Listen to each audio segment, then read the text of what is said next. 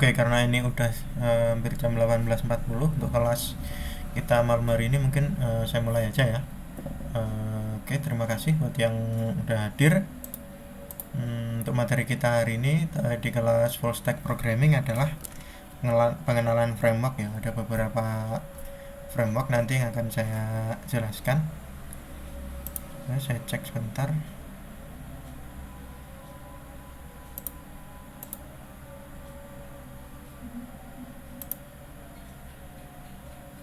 Oke, saya mulai ya. Assalamualaikum warahmatullahi wabarakatuh. Terima kasih buat yang sudah hadir. Oke, langsung saja masuk ke materi ya. Oke, jadi materinya adalah pengenalan framework. Oke, langsung masuk yang pertama. Oke, yang pertama adalah pengertian dari framework itu sendiri ya. Oke, sesuai dengan namanya, framework itu adalah sebuah, sorry, layar saya udah hadir, apa? Udah terlihat ya? Suara saya juga aman. Minta tolong. Oke, saya lanjut.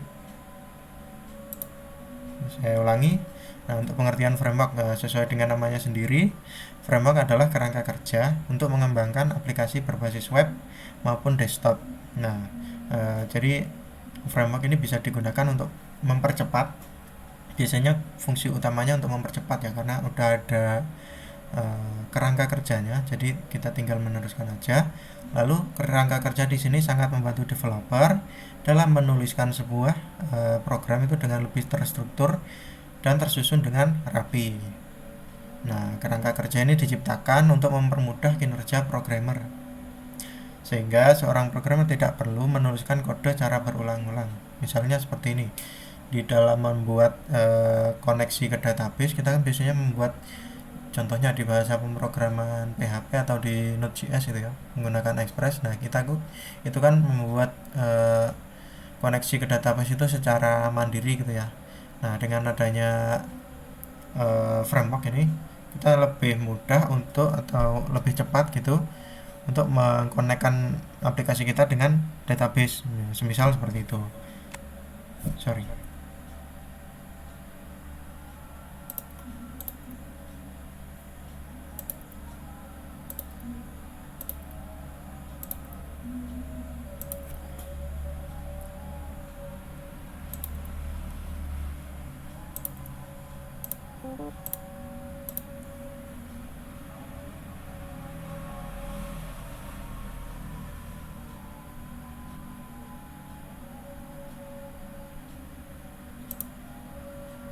Sorry, barusan jaringannya terputus. Saya lanjutkan lagi ya. Oke. Sehingga seorang programmer itu tidak perlu untuk menuliskan kode itu secara berulang-ulang, karena di dalamnya sendiri teman-teman hanya perlu menyusun komponen-komponen pemrograman saja. Nah, contohnya apa ya, di dalam connect database tadi udah ya. Lalu ada lagi yang namanya itu di Laravel itu contohnya ya, ada yang namanya migrasi. Jadi migrasi itu kode, kita membuat kode. Nah, nanti kodenya itu kita jalankan itu untuk membuat seperti tabel. Duh, kenapa ini? Sorry.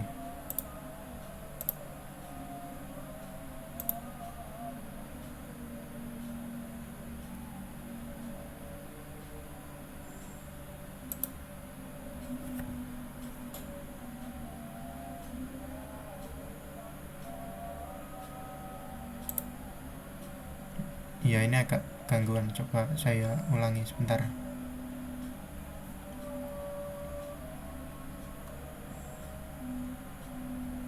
Habis hujan biasanya agak gangguan gini jaringan di rumah saya.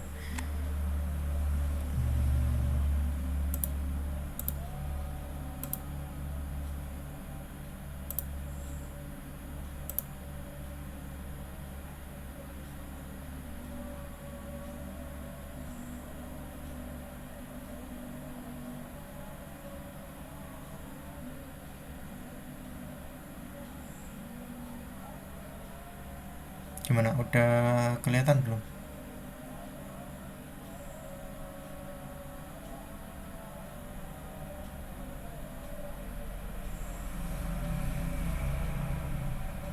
Oke, saya lanjutkan kembali, sorry. Oke, itu tadi ya, ada beberapa contoh framework yang saya coba jelaskan ya. Lalu selanjutnya adalah fungsi dari framework itu sendiri. Yang pertama ada kode program itu lebih terstruktur. Maksudnya apa? Jadi fungsi framework yang utama itu adalah apa ya? Membuat kode kita itu lebih terstruktur. Nah, terstruktur di sini nih berarti program yang akan dibuat itu akan dimasukkan ke dalam setiap komponen itu sesuai dengan fungsinya masing-masing. Nah, contohnya adalah kode program yang terstruktur itu dapat dilihat dari framework PHP. Salah satunya itu Laravel. Nah, Laravel ini menggunakan konsep paradigma MVC ya, kalau teman-teman pernah dengar. Jadi MVC itu adalah model, view, sama controller. Jadi ada 3 komponen utama untuk mengembangkan website menggunakan model framework MVC ini. Jadi model ini untuk memetakan data kita yang ada di database, lalu view ini apa yang bisa dilihat oleh si pengguna, lalu controller ini yang sebagai otaknya, nanti yang bagian apa ya, yang mengoperasikan, menghubungkan antara data sama yang ditampilkan nanti itu apa saja. Nah, istilahnya itu sebagai backendnya lah, sebagai otaknya, di belakangnya itu yang dinamakan dengan controller. Jadi dengan paradigma MVC ini lebih apa ya, lebih dapat terstruktur lah, seperti itu. Nah, seperti itu. Lalu yang selanjutnya ada membantu kinerja dari developer. Fungsi yang kedua adalah membantu kinerja dari developer itu sendiri.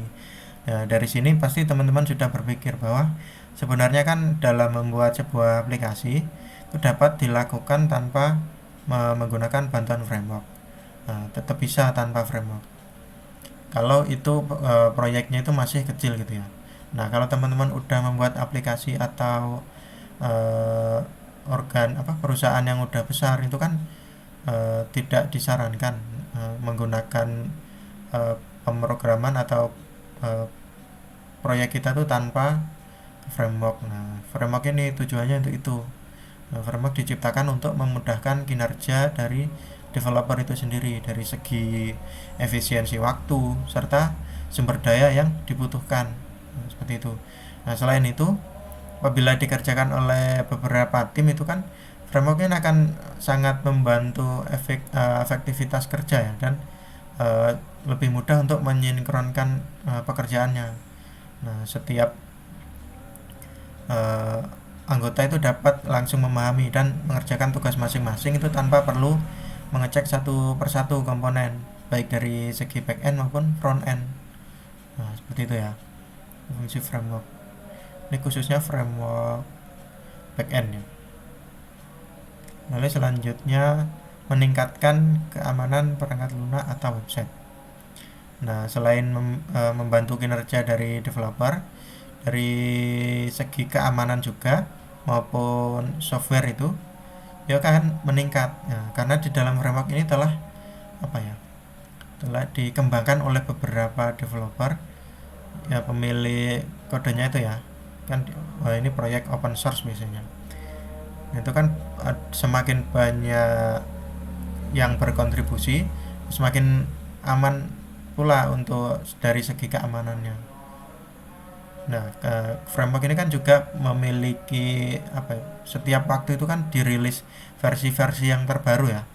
Nah, agar tujuannya untuk dirilis versi terbaru ya, kebanyakan itu untuk mengurangi adanya bugs atau kemungkinan-kemungkinan yang dapat disusupi oleh si hacker. Jadi teman-teman itu harus sesering mungkin untuk mengupdate si beberapa teknologi yang sering kita gunakan. Misal kita udah membuat proyek di tahun kemarin misal, nah itu kan di tahun ini teknologinya itu udah update. Nah, itu sebisa mungkin teman-teman harus mengupdate untuk dari teknologinya itu, contohnya dari framework ini, seperti itu.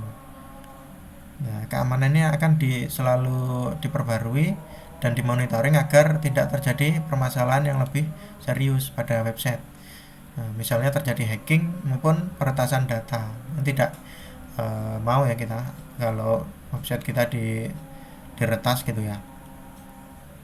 Nah, apabila teman-teman tertarik dengan keamanan aplikasi seperti ini, teman-teman dapat mendalami topik yang namanya cyber security. Nah, beberapa perusahaan ini maupun startup itu, perusahaan-perusahaan yang masih rintisan itu memiliki beberapa posisi atau role itu untuk menangani permasalahan dalam sistem keamanan perangkat lunak ini. Nah, seperti itu. Biasanya ada role-nya tersendiri, posisinya tersendiri untuk bagian cyber security. Dan cyber security itu biasanya dipecah ada beberapa bagian ya, nggak hanya satu orang itu aja. Yang selanjutnya adalah pemeliharaan dan dokumentasi dari website itu lebih mudah. Nah, apabila teman-teman ingin menambahkan atau mengurangi beberapa fitur dari website yang teman-teman buat, maka dengan menggunakan framework ini dapat memudahkan teman-teman untuk melakukan hal tersebut. Kenapa? Contohnya ya, di framework Laravel sendiri itu memiliki fitur untuk melakukan maintenance pada program. Nah, maintenance itu seperti perbaikan gitu ya. Nah, dengan melakukan maintenance, teman-teman ini dapat mengubah versi website tersebut dan menambahkan beberapa fitur itu dengan lebih mudah dan aman, sehingga ketika ada perbaikan pada website itu terdapat notifikasi atau pesan bagi pengguna bahwa website itu masih dalam perbaikan. Contohnya dalam teman-teman pasti di sini ada main Mobile Legends gitu ya, kan ada beberapa waktu itu kan ada maintenance gitu ya. Nah, itu akan ada notifikasi atau pesan bagi pengguna bahwa aplikasi ini masih dalam perbaikan, seperti itu. Nah, selanjutnya dari segi dokumentasi itu akan lebih terstruktur juga. Kenapa? Karena teman-teman kan akan sangat kerepotan jika dalam proses dokumentasi ini tidak menggunakan bantuan framework. Nah, dalam framework ini setiap dokumen aplikasi yang dibangun itu dapat diidentifikasi dengan mudah dan cepat, seperti itu. Aman ya.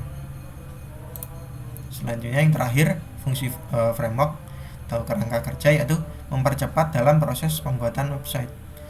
Nah, fungsi terakhir adalah untuk mempercepat dalam proses pembuatan website. Nah, dalam hal ini bukan berarti pembuatan website yang baik itu dikerjakan dengan cepat saja, tapi proses pembuatan itu dapat dilakukan dengan lebih cepat dan menghasilkan produk yang berkualitas sesuai dengan kebutuhan customer. Kita tidak boleh asal-asalan dalam mengembangkan proyek kita. Jadi sebisa mungkin pengerjaannya cepat, kualitasnya juga bagus. Nah, itu kan akan memuaskan klien juga, seperti itu. Developer itu dapat dengan mudah itu mengembangkan aplikasi dengan menggunakan komponen-komponen yang sudah disediakan di dalam framework. Nah, sehingga tidak perlu menyusun ulang kode itu dari awal, seperti itu ya. Lalu di sini ada jenis-jenis framework ya, pasti teman-teman udah pernah dengar beberapa. Yang pertama ada framework CSS. Nah, di sini dari ketiga framework CSS yang paling familiar sih untuk saat ini ada Bootstrap, ada Tailwind CSS, sama Materialize. Nah, untuk yang saya kasih biru-biru ini, font yang warna biru ini yang rekomendasi pribadi dari saya, seperti itu. Nah, karena apa? Karena Tailwind CSS ini lebih mudah untuk dikustomisasi ya. Jadi sesuai dengan kebutuhan UI desainnya kan ada posisi tersendiri ya, biasanya mengerjakan bagian UI dari proyek kita.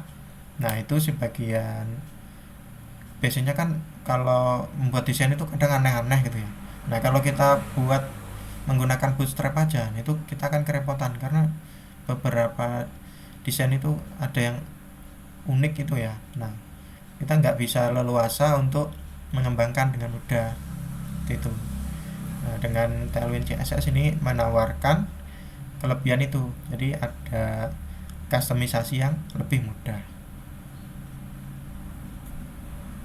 Siap. Kayaknya share screen-nya please.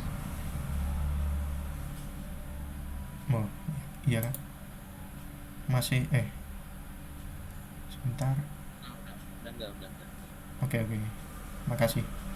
Oke, saya lanjutkan di framework JavaScript. Nah, framework JavaScript ini yang paling familiar untuk yang saat ini paling populer itu ada tiga. Ada Vue.js, React.js, sama AngularJS. Nah, untuk yang saya rekomendasikan adalah React.js. Karena apa? Karena React.js ini lebih mature ya, lebih udah agak lama sih dirilis. Jadi untuk sekarang ini komunitasnya juga udah besar, lalu pengembangnya juga banyak, jadi sering di maintenance juga, lalu diintegrasikan dengan beberapa framework backend itu juga lebih banyak opsinya seperti itu. Jadi React.js ini intinya paling dewasa lah, paling populer untuk saat ini. Lalu nanti di React.js ini kan hanya apa ya, kurang, bila ada berkaitan dengan rendering itu ada opsi lain, yaitu ada Next.js seperti itu ya. Nah itu nanti teman-teman silahkan kembangkan untuk pengetahuannya mengenai framework-framework ini, karena paling banyak di dunia kerja itu teman-teman harus menggunakan yang namanya framework ini. Lalu untuk framework PHP ya, nah untuk dari ketiga ini ada Laravel, CodeIgniter, sama Y2 ini biasanya yang paling terbaru nih, Y2 Y2. Untuk rekomendasi dari saya adalah Laravel. Karena apa? Ini Laravel paling populer saat ini ya. Kalau teman-teman pernah mengikuti webinar saya yang minggu pertama, itu kan udah pernah saya tampilkan daripada framework backend yang lain. Nah itu Laravel ini paling banyak digunakan untuk saat ini di tahun 2022 ini. Seperti itu. Karena apa? Karena sintaksnya itu yang elegan, rapi, dan ringkas. Jadi tidak bertele-tele dan tidak membingungkan si developer juga. Seperti itu. Ya, untuk yang dua ini boleh dipelajari sendiri. Dulu itu CodeIgniter ini paling populer ya, karena sebelum ada Laravel yang sekarang ini lebih apa ya, mudah lah, paling mudah di zamannya. Untuk sekarang ini sudah usang ya, udah agak jadul. Jadi teman-teman silakan belajar yang namanya Laravel ini.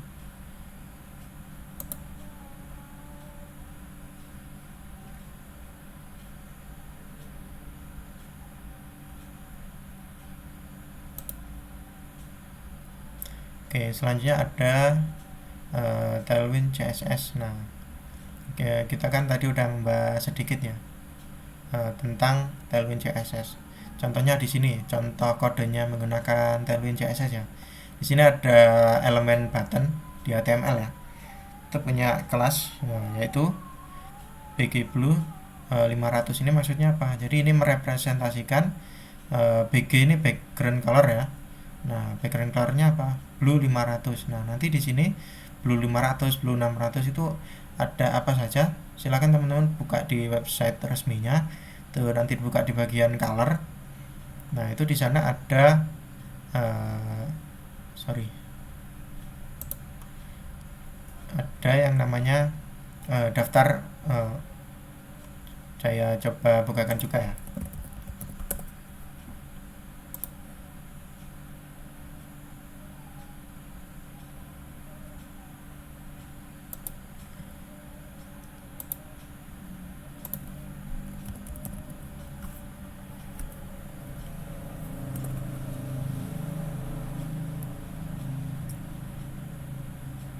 Mana ya, coba saya coba cari sebentar.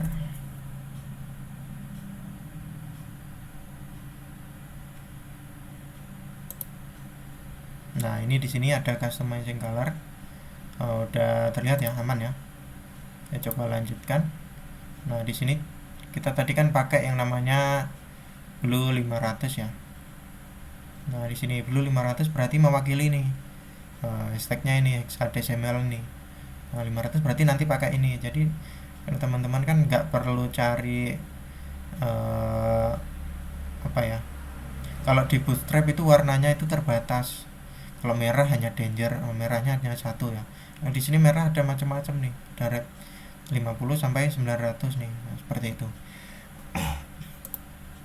Lalu selanjutnya text white. Nah, text white ini berarti nanti fontnya itu warnanya putih.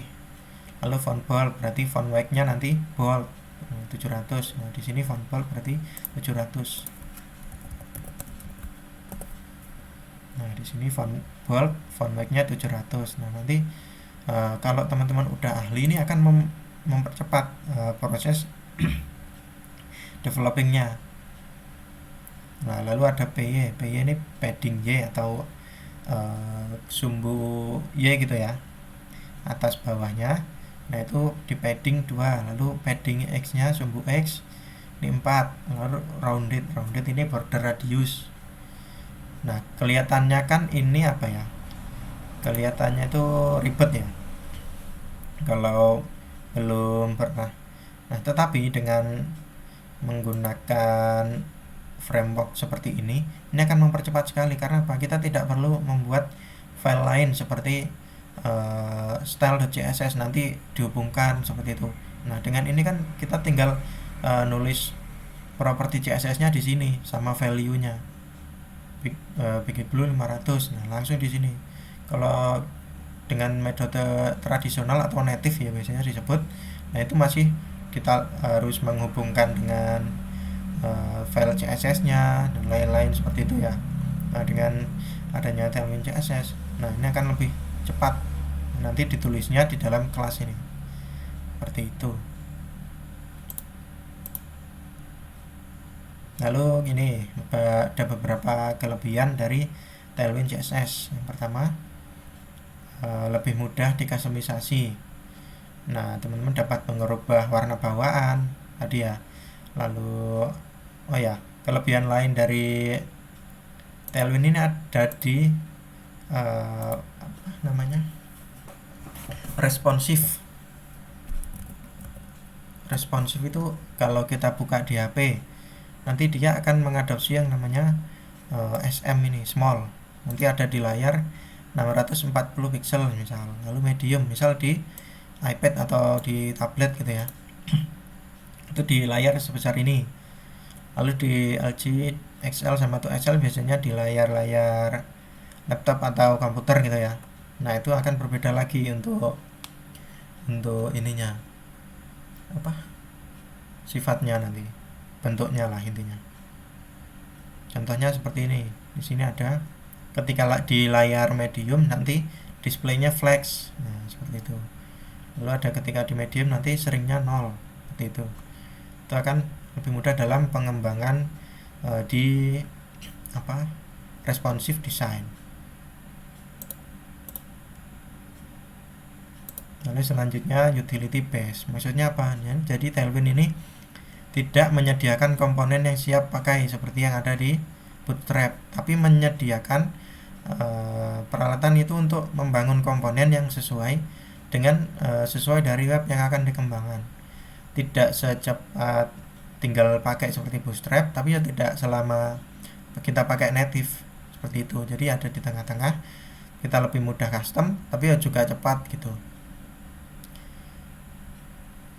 Oke ya, selanjutnya adalah ukurannya kecil. Jadi Tailwind ini tidak membuang kelas-kelas utilitas yang tidak terpakai di dalam proyek, dimana hasil akhirnya nanti CSS-nya itu akan sangat kecil dan ringan karena kita tidak memakai semuanya. Kalau di framework lain mungkin kita load semuanya baru kita pakai. Nah, kalau di CSS Tailwind CSS ini kita memakai yang diperlukan aja.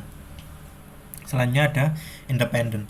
Independent ini maksudnya dapat digunakan dengan mudah untuk setiap proyek web. Nah, terbebas dari teknologi apa saja yang nanti digunakan. Mungkin kita pakai Laravel, kita pakai kalau kita bahasanya menggunakan JavaScript, nanti pakai Node.js atau Express. Lalu apalagi ya? Dipakai Python ada Django atau Flash gitu ya. Bebas. Tailwind ini bebas dipakai di mana aja. Lalu rekomendasi tadi yang JavaScript untuk framework front end itu ada React.js.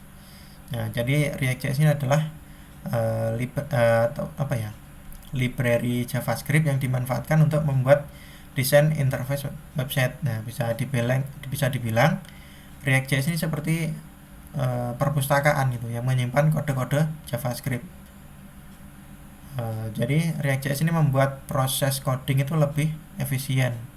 Jadi nanti developer itu tinggal mengambil kode yang ingin digunakan dari dokumen resminya ya. Nanti kalau teman-teman belum paham, silakan buka. Biasanya kebanyakan orang itu belajarnya itu langsung dari dokumentasi, sehingga pengaplikasian kodenya di JavaScript itu jadi lebih mudah.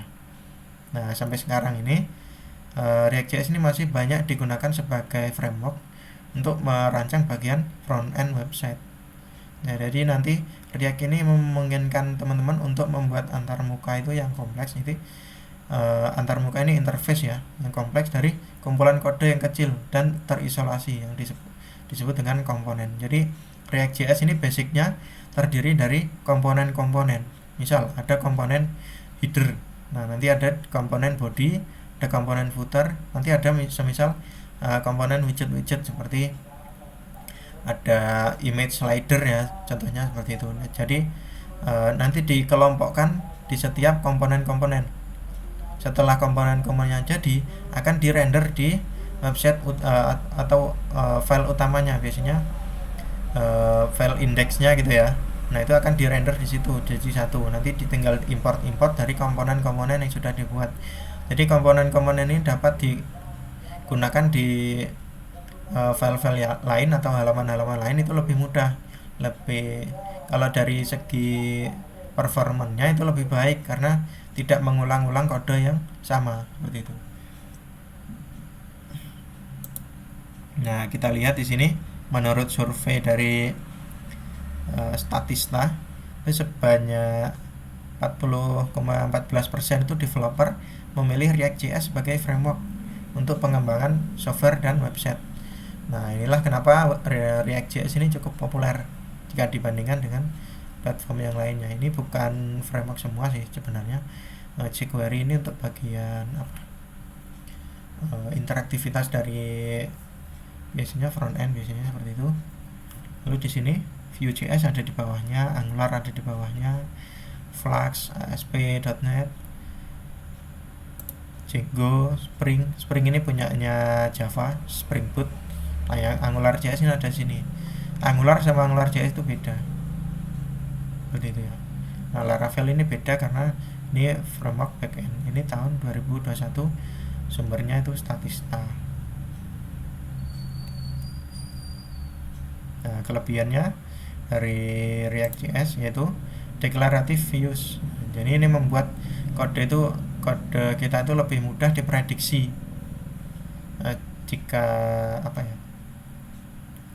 jika di debug gitu.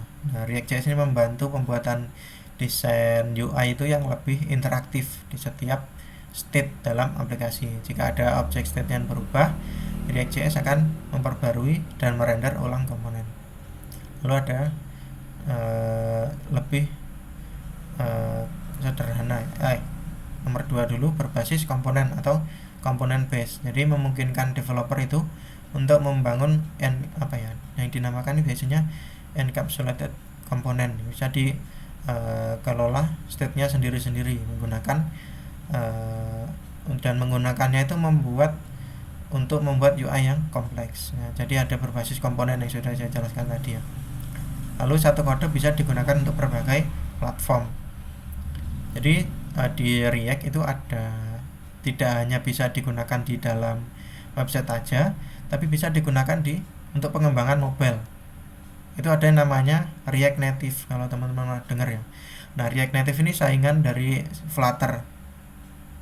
Ya, React Native ini sebenarnya lebih dulu dari Flutter, tapi entah kenapa untuk saat ini, untuk yang lebih populer untuk pengembangan mobile apps itu ada Flutter.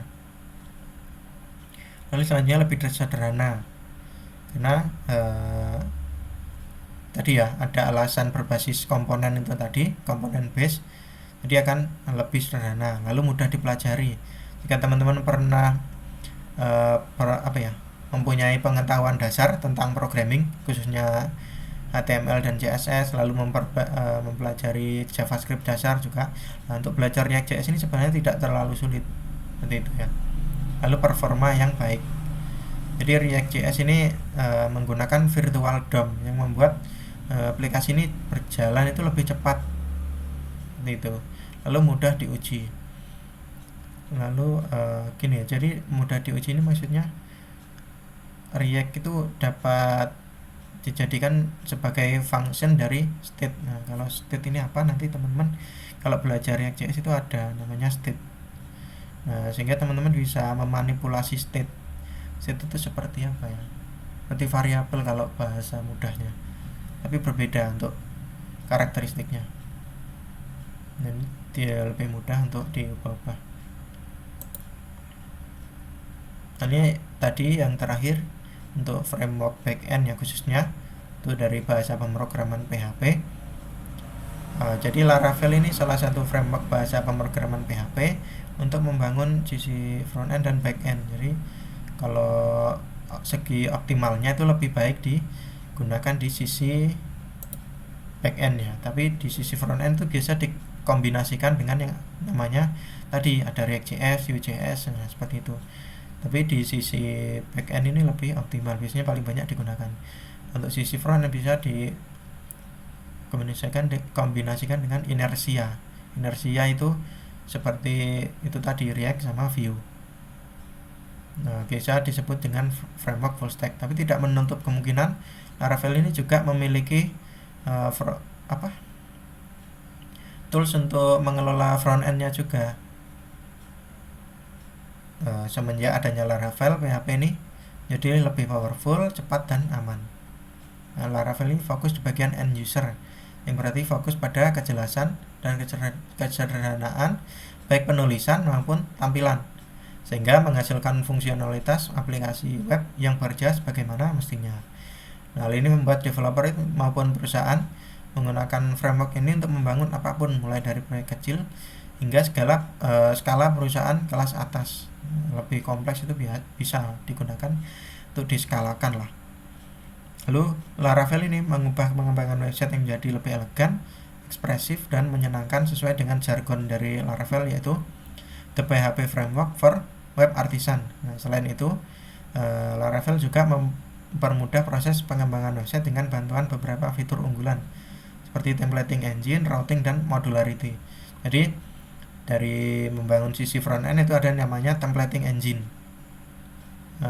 Saya sudah pernah bahas di webinar saya yang pertama, ada namanya templating engine. Ini kurang lebih fungsinya untuk membangun views-nya atau tampilannya, yang bisa dilihat oleh si pengguna akhir seperti itu.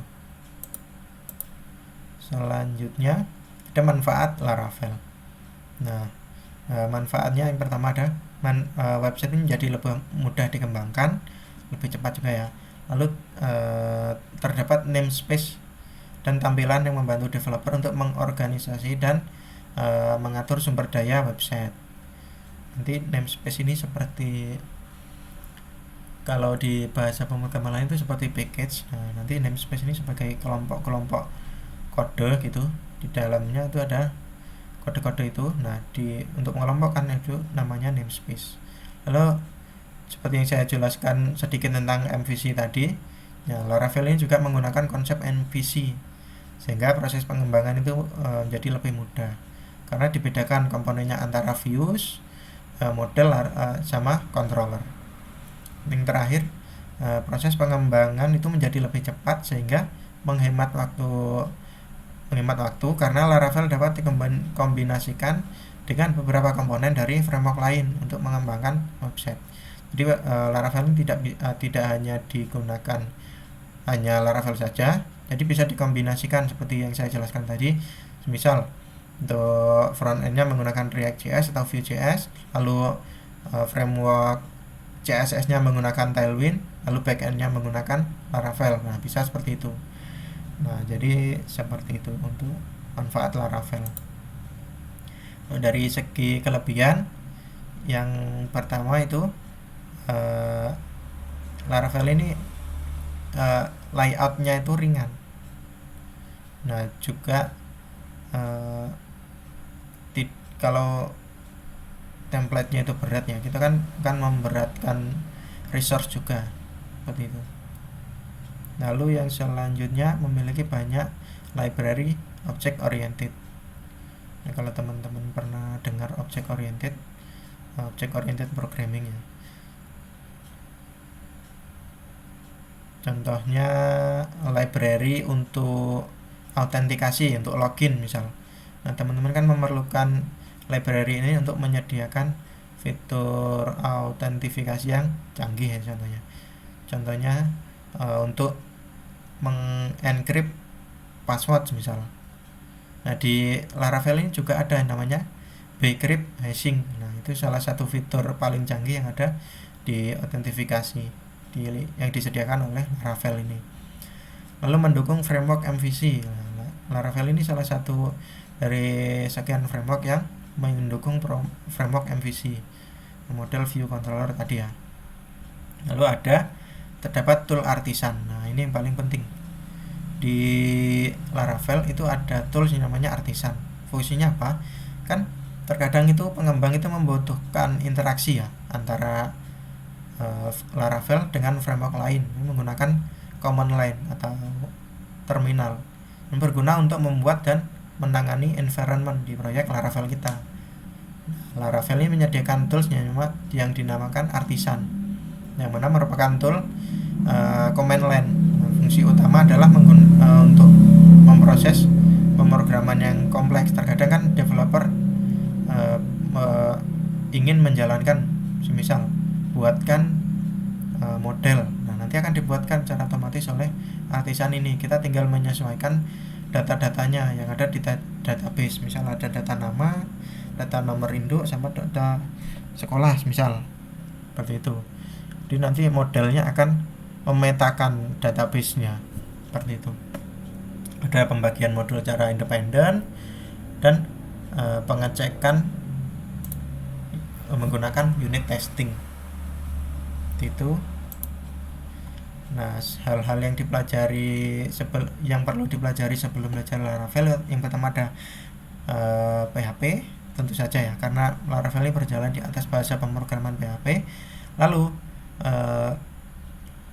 harus memahami konsep MVC, yaitu model view controller, seperti itu. Coba saya bukakan Laravel. Nah ini untuk sekarang Laravel ini ada di versi 9-nya. Kita buka di dokumentasi. Nah di sini ada versi 9. Untuk instalasinya ada di sini. Bisa menggunakan Composer.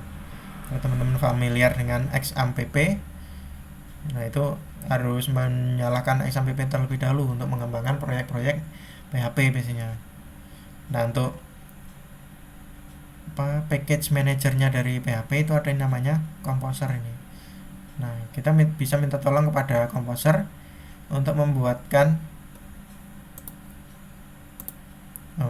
proyek Laravel. Contohnya seperti Composer.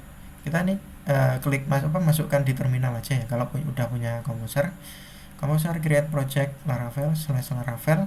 Nah ini nama proyeknya apa. Nah nanti akan secara otomatis akan dibuatkan oleh si Composer seperti itu.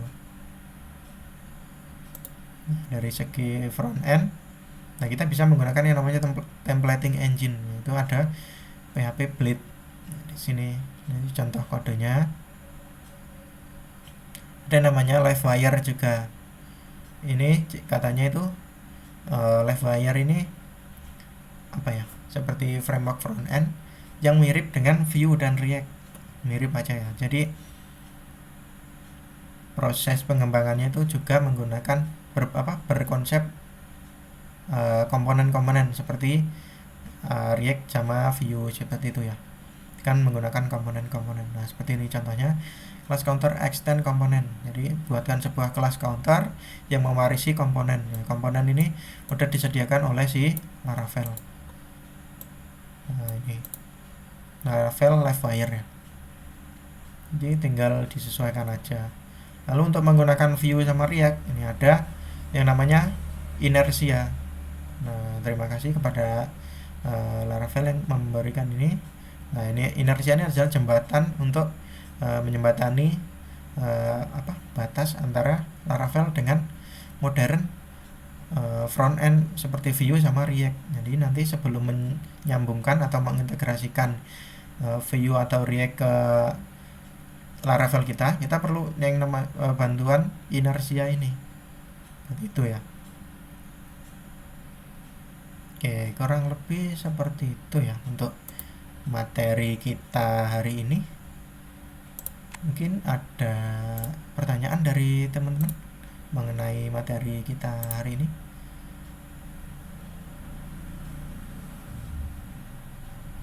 Bentar, saya minum dulu ya.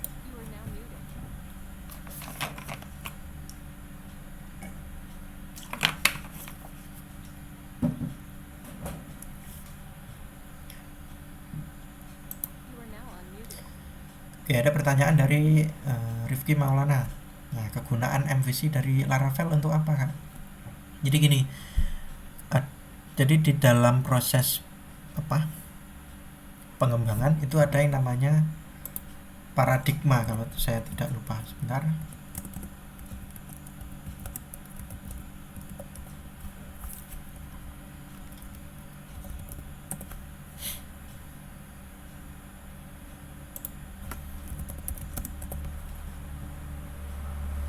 Saya coba share screen lagi.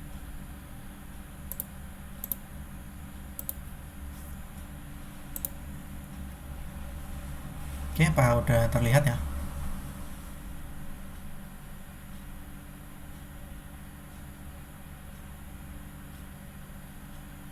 Oke, jadi di dalam pemrograman itu ada yang namanya beberapa paradigma. Nah, teman-teman perlu tahu ya.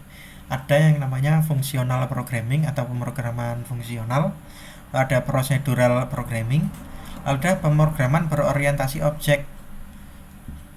Nah, paling umum digunakan itu ada yang 3 ini. Jadi untuk Laravel sendiri itu adalah bahasa pemrograman yang berorientasi objek. Jadi nanti ada beberapa kelas seperti itu. Kalau teman-teman ingin belajar lebih lanjut tentang pemrograman berbasis objek, silakan belajar sendiri ya.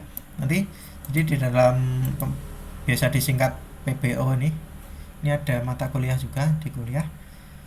Jadi di dalam pemrograman berbasis objek ini kita bisa memanfaatkan yang namanya konsep MVC.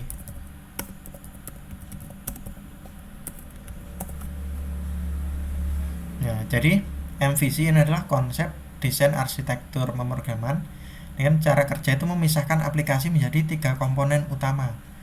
Ini model, view, sama controller. Nah, ketiga komponen ini dibangun untuk menangani suatu aspek pengembangan aplikasi tertentu. Jadi kegunaannya apa? Jadi jelas gunaannya adalah untuk membagi, kan tadi udah saya jelaskan tentang salah satu fungsi dari Laravel itu berbasis fungsi framework kan untuk memudahkan atau mempercepat untuk membagi ya, berdasarkan komponen-komponen. Nah, di sini menggunakan Laravel itu dibagi menjadi 3, ada konsep menggunakan model, view, sama controller. Jadi mengadopsi sih konsep MVC ini untuk Laravel sendiri. Nah, untuk coba saya share screen lagi.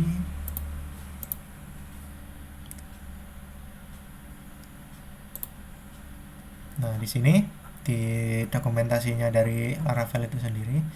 Nah, untuk view contohnya di view. Nah, di sini dibahas semua mengenai bagian dari konsep MVC tadi yang view. Nah, di sini ada view ya. Lalu ada namanya controller. Mana ya? Coba saya cari.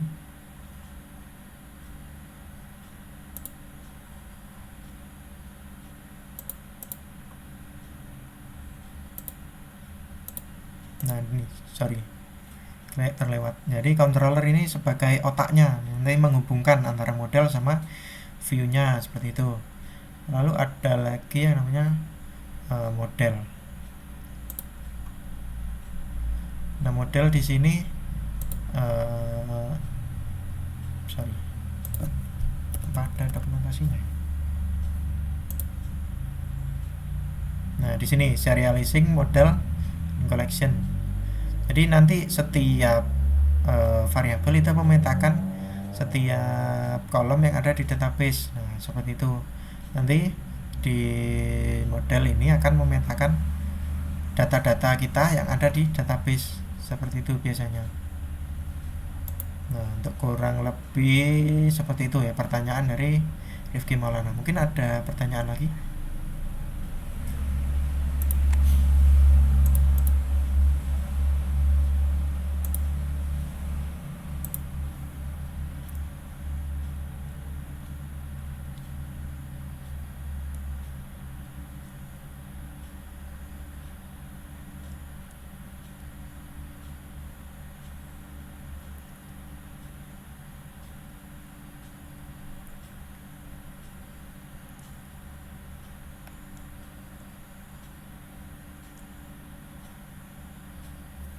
Oke, di React itu bisa menggunakan konsep tadi, konsep pemrograman.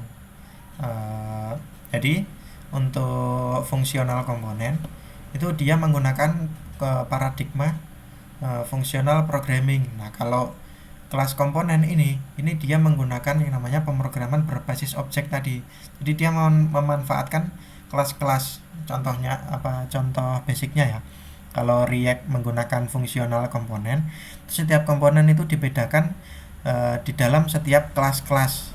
Nah, nanti setiap kelas-kelas itu dipanggil di dalam satu file utama, biasanya index. Nah, itu index.js biasanya. Nanti kan dipanggil setiap komponen-komponen tadi, ada seperti header, ada body, ada footer dan lain-lain ya. Nah, itu akan jadi perbedaan mendasarnya itu ada di penggunaan fungsi sama kelas. Nah, kalau fungsional komponen menggunakan fungsi atau fungsi-fungsi ya istilahnya di dalam bahasa pemrograman. Nah, kalau kelas komponen dia menggunakan kelas. Nah, saya coba jelaskan di ya.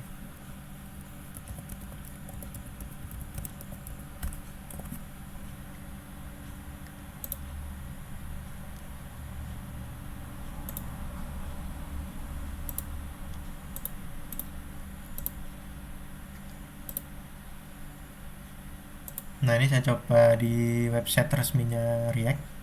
Nah, kalau kelas fungsional komponen itu menggunakan fungsi-fungsi seperti ini. Ini fungsi welcome, props. Nah, props ini dalamnya pakai parameter, lalu return. Jadi nanti props ini bisa dimasuki oleh ini dari parameter ini. Ini menggunakan fungsional komponen. Lalu untuk kelas komponen dia itu menggunakan kelas. Mana tidak ada yang salah ya untuk menggunakan fungsi atau menggunakan kelas, tapi untuk kebanyakan saat ini programmer React itu kebanyakan menggunakan fungsi ini, fungsional komponen. Kalau kelas ini identik dengan bahasa pemrograman PHP biasanya. Orang-orang yang berkecimpung di Laravel, CodeIgniter itu biasanya selalu pakai kelas-kelas seperti ini di dalam pengembangannya. Saya coba cari contohnya di controller ya. Controllernya ini. Nah, ini teman-teman bisa lihat di controllernya Laravel dia menggunakan kelas karena basicnya kan Laravel menggunakan konsep MVC. MVC dari mana? Dari pemrograman berbasis objek atau object oriented programming. Nah, di situ dia Laravel menggunakan kelas, sedangkan React itu menggunakan fungsi biasanya kebanyakan ya. Seperti itu. Kurang lebih pertanyaan dari Muhammad Niko seperti itu. Mungkin ada ditanggapi dari Niko atau pertanyaan dari teman-teman yang lain mungkin. Ya, mungkin ada yang kurang paham tadi. Ada sebenarnya agak luas sih untuk pemrograman ini.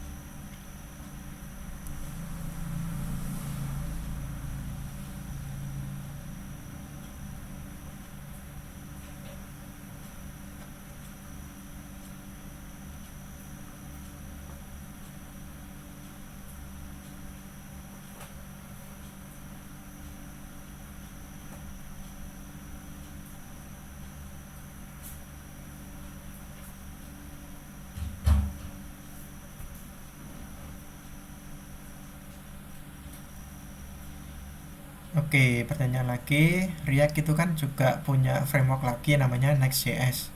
Nah, itu kegunaannya apa? Saya coba jelaskan sedikit ya.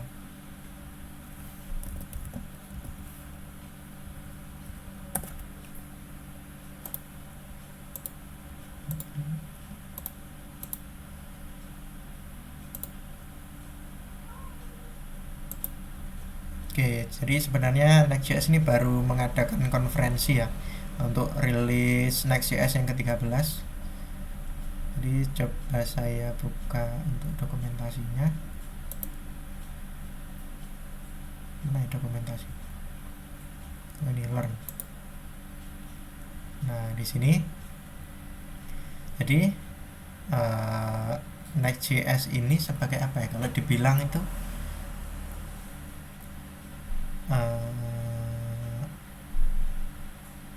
apa ya bahasanya ya? Kan di dalam pemrograman ini ada sifat-sifat seperti rendering ya. Rendering biasanya ini ada yang namanya render secara statik sama dynamic. Nah, statik itu tidak berubah-ubah. Contohnya seperti website profile perusahaan, halaman about-nya itu kan nggak akan berubah-ubah kecuali si programmernya mengubah. Nah, kalau dynamic content seperti konten-konten yang ada di blog, seperti kita menambahkan data baru atau data ditambahkan oleh orang lain. Nah, jadi di Next.js ini kita juga bisa sebagai pengganti Laravel. Tetapi kurangnya Next.js ini dia nggak punya yang namanya connect ke database karena kebanyakan itu menggunakan consume API biasanya. Lalu ada routing. Routing ini seperti konsep routing ada di Laravel. Routing ini untuk semisal kita memasukkan URL Google/about misal ya. Nah, itu routing akan mengarahkan ini ke view yang mana. Nah, seperti itu. Jadi routing seperti itu. Data fetching ini biasanya berkaitan dengan data-data yang ada di API. Nanti API-nya yang akan berkomunikasi dengan database. Nah, kalau di Laravel itu Laravel berkomunikasi langsung dengan database tanpa menggunakan API. Nah, kalau di Next.js biasanya harus menggunakan API. Lalu bisa diintegrasikan dengan beberapa CMS. Jadi CMS ini content management apa ya? Saya lupa. Jadi dibuat untuk membuat kontennya seperti WordPress, nah seperti itu biasanya. GoDaddy, nah seperti itu. CMS ya. Lalu out itu seperti login, register, lalu payment. Nah, ini mudah diintegrasikan dengan Next.js nih. React.js itu tidak punya fitur-fitur seperti ini. Lalu yang saya tahu ya, ada lagi yang kelebihan dari Next.js ini yaitu mana ya dokumentasi. Oh, ini ada image misalnya.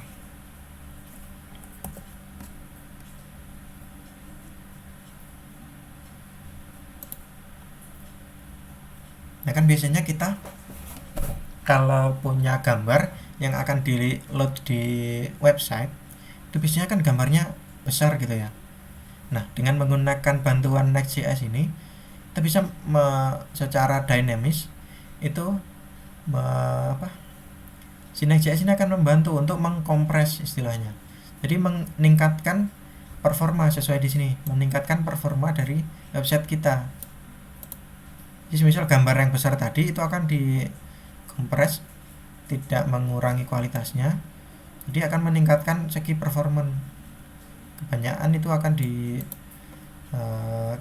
ubah menjadi format .webp biasanya PNG itu kan beratnya. Lalu faster page loads. Sekarang kalau kita buat website itu tidak hanya mementingkan yang penting jadi, yang penting fungsinya udah ada, fiturnya udah ada, tapi kita harus memikirkan dari segi performance sama kecepatan page load-nya ini. Nah, ini biasanya di sini kan kalau gambar kita belum di load, itu akan tidak menampilkan apa-apa.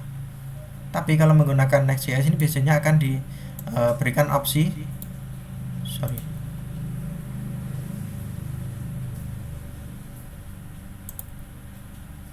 suara saya masih ya.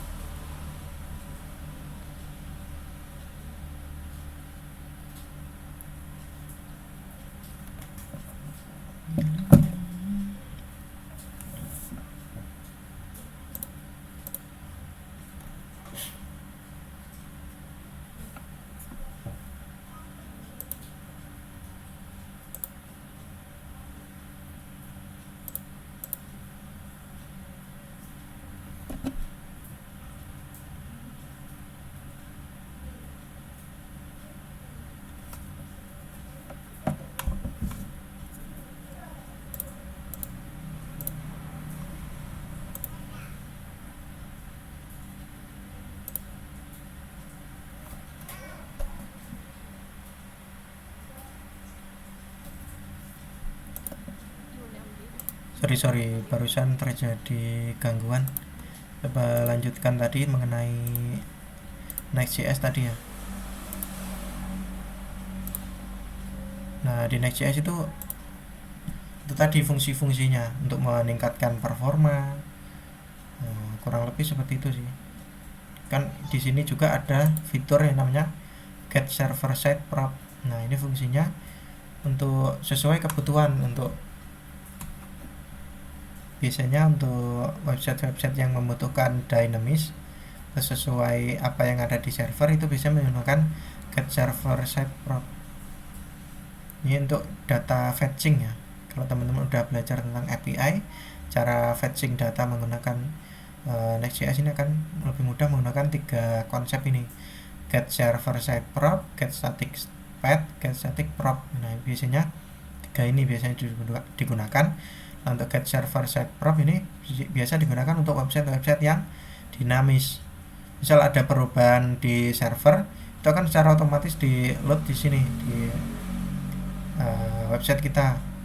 Dari segi ada kelebihan lain, yaitu dari segi SEO. Kalau teman-teman pernah dengar ya, SEO itu ya, itu kan harus ditingkatkan juga. Nah, dengan adanya Next.js ini akan meningkatkan SEO juga, SEO, karena datanya itu akan di load seperti teks biasa yang ada di Google pencarian ya. Static path, web prop sini bisa dikulik-kulik sendiri ya untuk ininya. Nah, contohnya di sini fetch data menggunakan ini API, menggunakan fetch web fetch. Nah, ini API-nya, URL-nya disimpan dalam JSON, akan di return via prop. Nah, seperti itu biasanya menggunakan get server side prop. Ini akan lebih mudah biasanya menggunakan Next.js. Kurang lebih seperti itu. Mungkin ada yang ditanyakan lagi dari teman-teman, atau dari Niko lagi?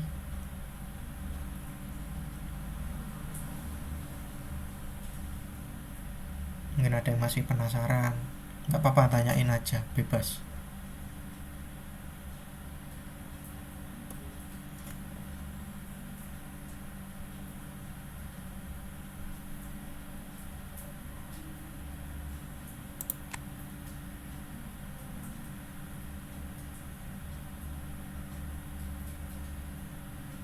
Gimana dari teman-teman? Udah semua kah? Udah nggak ada yang ditanyakan ya? Oke, kalau gitu saya mau menyampaikan untuk dari project capstone-nya untuk di minggu depan. Untuk silakan untuk mengisi jadwalnya terlebih dahulu ya. Jangan mendadak untuk mengisi jadwalnya, disesuaikan dengan jadwalnya teman-teman juga. Nanti saya menyesuaikan jadwalnya ada di mana. saya sudah di apa, tag di grup tadi, kemarin malam atau kemarin lusa ya, itu ada linknya di spreadsheet. Nanti masukkan nanti kelompok berapa, jadwalnya jam berapa, nanti ada, silakan mengisi. Lalu untuk presentasinya dari projectnya, silakan dipersiapkan sebaik mungkin ya. Nanti nggak perlu khawatir nanti ada salah atau bagaimana, nanti saya akan coba koreksi, saya coba bantu. Nah, setelah saya coba bantu itu, silakan teman-teman revisi sesuai apa yang saya sarankan. Setelah itu nanti di-upload di apa namanya, portfolio bisa AI seperti itu ya. Silakan disiapkan sebaik mungkin dari teman-teman. Oke, lalu apalagi, mungkin itu saja sih yang saya sampaikan ya. Jangan lupa untuk mengerjakan post testnya ya di e-learning. Saya buka sampai jam 12 malam nanti, tidak perlu khawatir kehabisan waktu. Lalu apalagi ya, mungkin itu aja sih. Ada yang ditanyakan mungkin? Oh, nggak ada ya. Oke, kalau gitu saya tutup. Terima kasih sudah bergabung.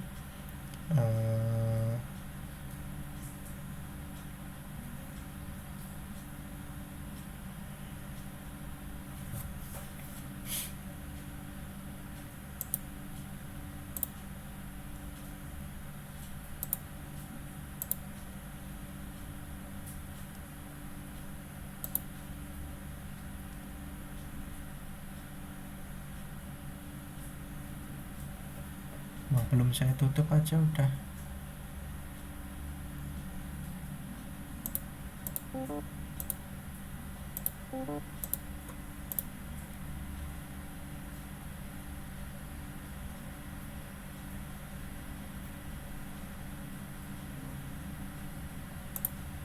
Sorry, belum saya tutup, gangguan lagi internetnya ini.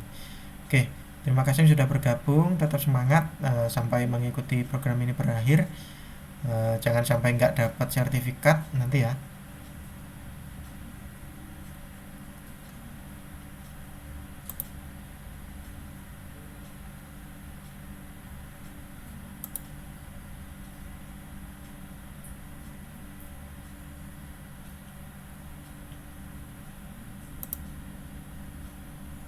Oke, sorry, daripada berlama-lama lagi, ini gangguan terus, saya tutup ya. Terima kasih. Wassalamualaikum warahmatullahi wabarakatuh. Selamat malam buat teman-teman.